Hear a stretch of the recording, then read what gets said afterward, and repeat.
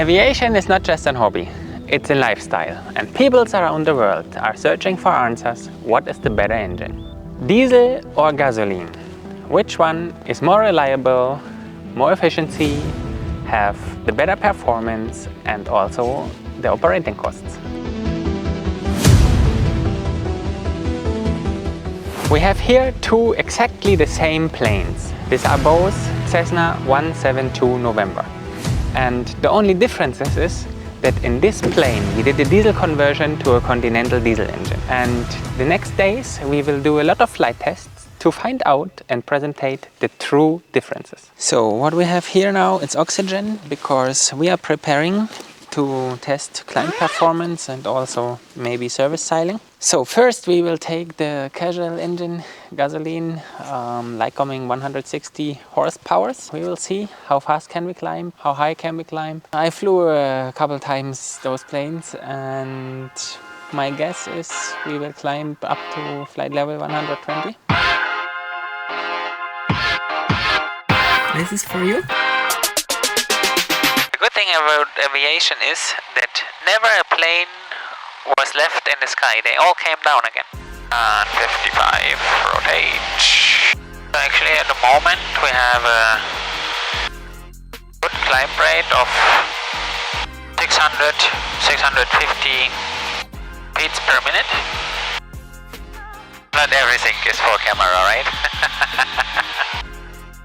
So at the moment we are climbing, passing 4,500 soon, and we will try to climb as high as possible. We requested at the moment flight level 120. Got a clearance for this? Yeah, we'll see how long it takes. So now you see we are in clouds and it's cold outside. And what we have to do, I have to pull the carburetor heat, because if we get carburetor icing, it will be really dangerous. And what it does, it drops immediately our performance. We climb just with 100, 200 feet per minute at the moment. So out of the clouds we can push the carburetor heat back. You will see the power increases a little bit, and we are climbing again with 400 feet per minute, 300 to 400 feet per minute. So we will go soon in clouds, and immediately the performance drops a little bit. To avoid carburetor ice, it's really important, because better less power than no power, right? So we already, you see, we got some ice. Thanks God, we are out. But was a little bit heart racing, right?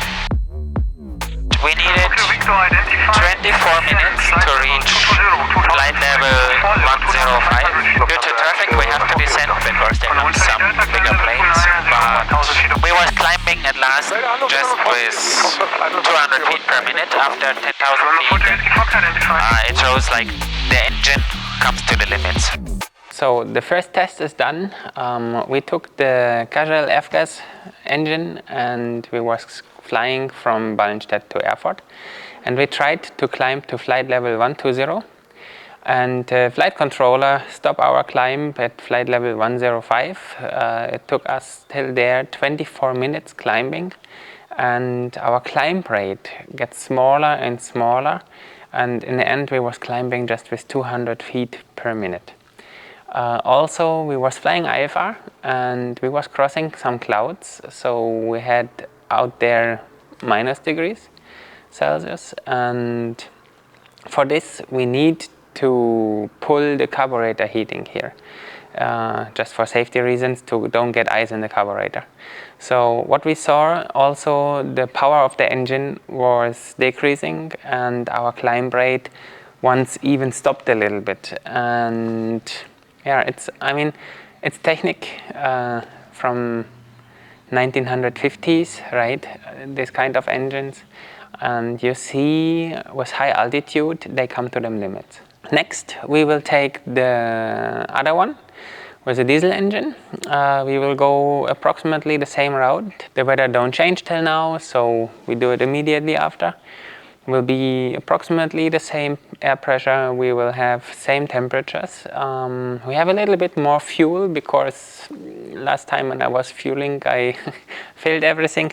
We will depart. After departure, take just 85% of climb power because more is not really necessary. And I'm excited how fast we will reach flight level 105. And also, if possible, if the controllers clear this, we might climb to flight level 180. We'll see.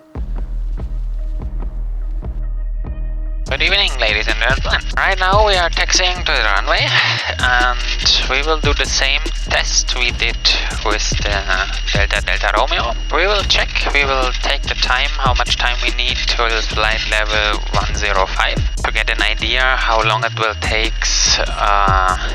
with a different engine. I never did this test direct like this before. Of course, we don't need luck. Flying is not about luck, right? We have at the moment a climb rate of 700, 800 feet per minute, 900 feet per minute. Squawk 7456 Delta Tango Echo. So we got a clearance for flight level 180. Let's see how long it takes. So at the moment we are passing already flight level 58 and we are still climbing with an incredible climb rate of 800 feet per minute, and that's impressive. So now we are passing already flight level 105, still climbing with 600 feet per minute. With the other engine we was climbing just with 200 at this altitude, and when I checked that we needed 9 minutes less for the same flight level, so 24 minutes to 15 minutes, that's a big difference, right? We are passing at the moment flight level 146. I explained my cameraman, if something goes wrong with oxygen and I would fall asleep, I explained him how to manage the autopilot for a fast descent and to wake me up to land the plane.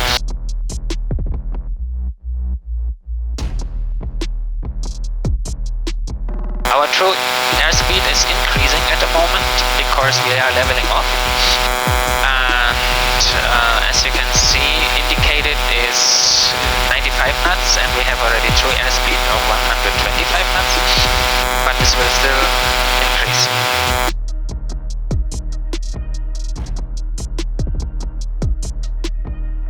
Really interesting. So successful test because the differences are big.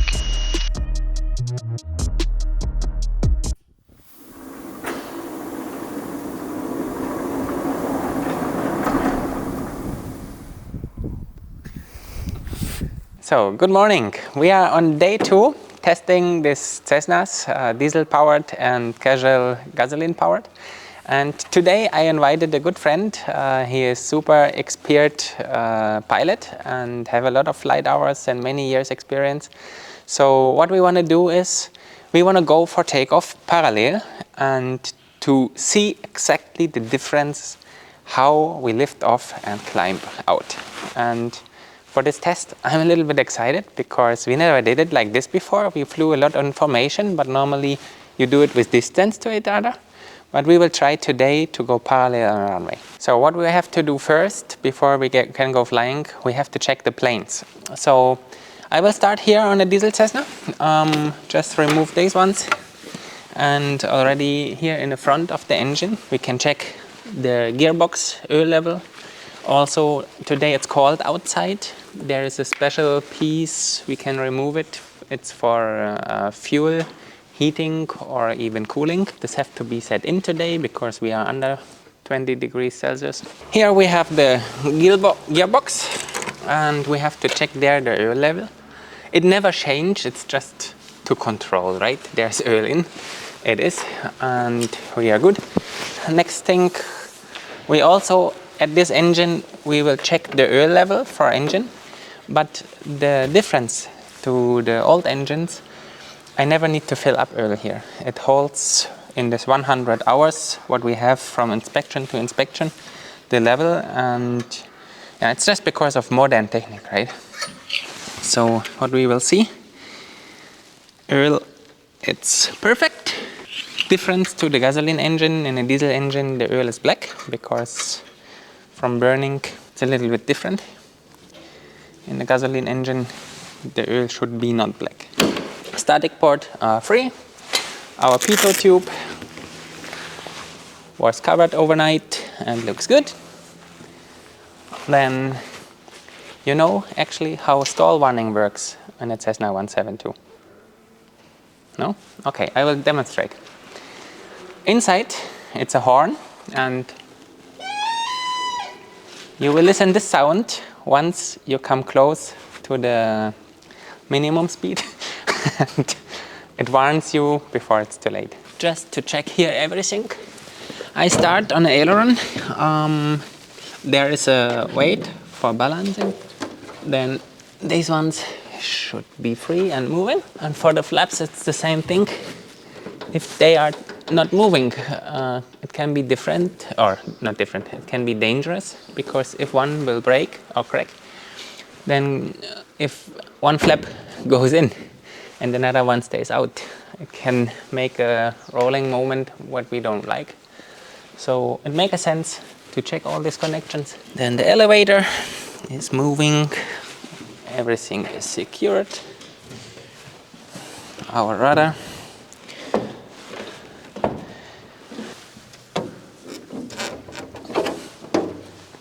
Moving correctly. So outside physically everything looks good. What we should do now is drain the fuel to make sure that there's no water or no dirt inside. So we will sump all the fuel tanks, and there's 2 spots below the engine, and then we are ready to go.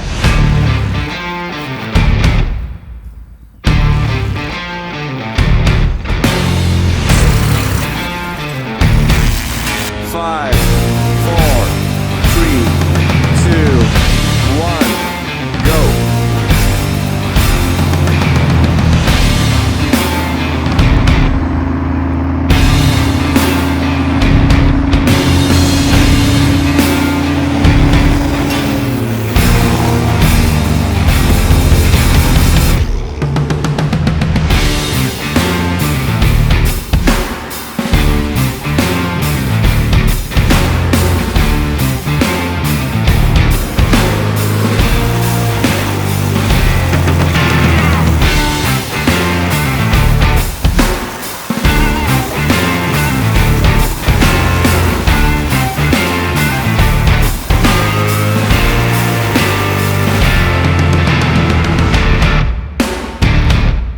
So finally we have some numbers together and our results. At first I want to look back what we did.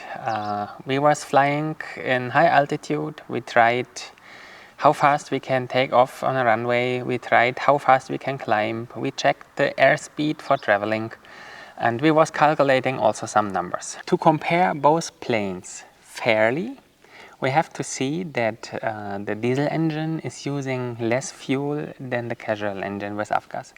And if we calculate everything down, we was filling both planes for 5 hours flight fuel. And this means we need, for the casual one, 108 kilo of fuel. Sure, Avgas is a little bit lighter than diesel, but in the end it's anyway a difference, because we have just 76 kilos of fuel on the diesel engine.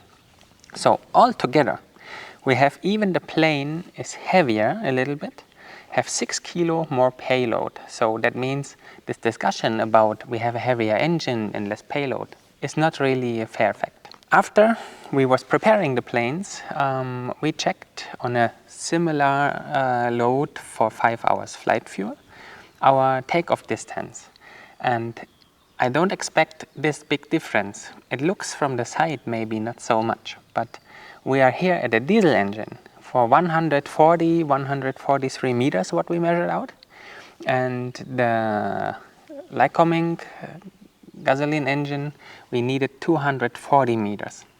So it's around 100 meters more, But when you see like it's 1/3 or more than 1/3 of the whole takeoff distance, and this can make a big difference. For example, we fly to a short island, and a good example is Baltrum in the North Sea, and the runway there have around 300 meters.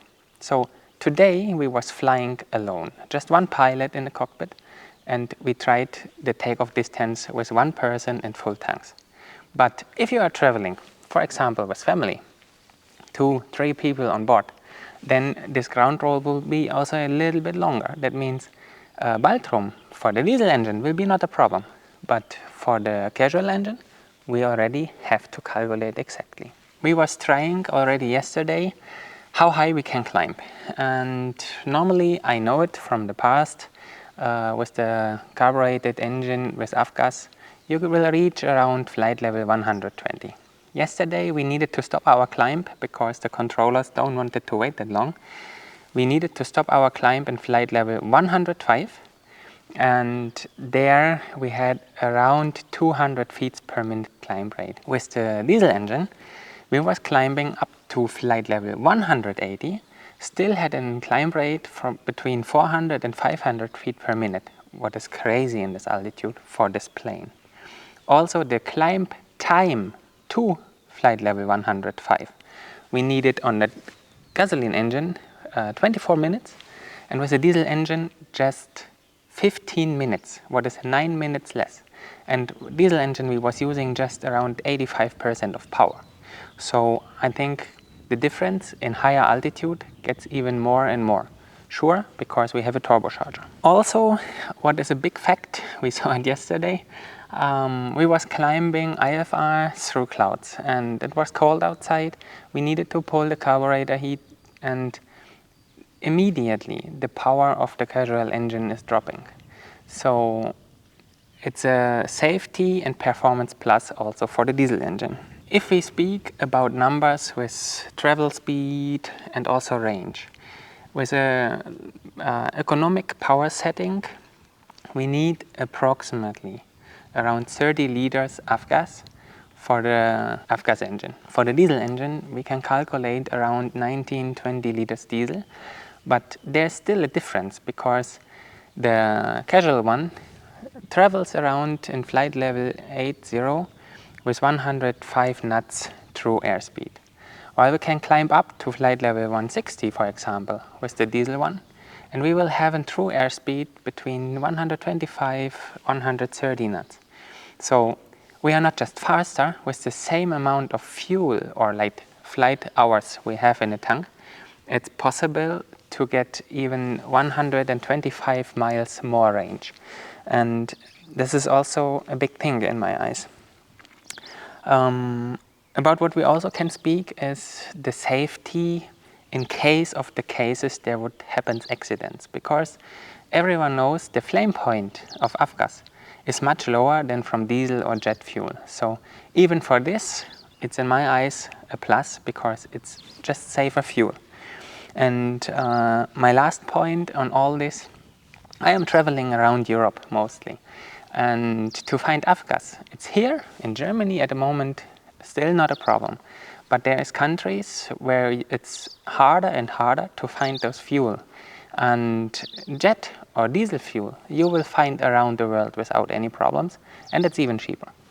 So we have a lot of points, and I think it makes clear that the diesel engine changed the plane to another category. Altogether, after our flight tests, after my own experience traveling far distances, I'm a big fan of the diesel engine, and if you are honest, it makes really sense because it's cheaper operational costs, it's in the statistics more reliable, so also safer. Even I fly over long distance over water or something like this. We are faster, we have a bigger range, and also we fly more green because we burn much less fuel. And all these things together, I can say, good job Continental.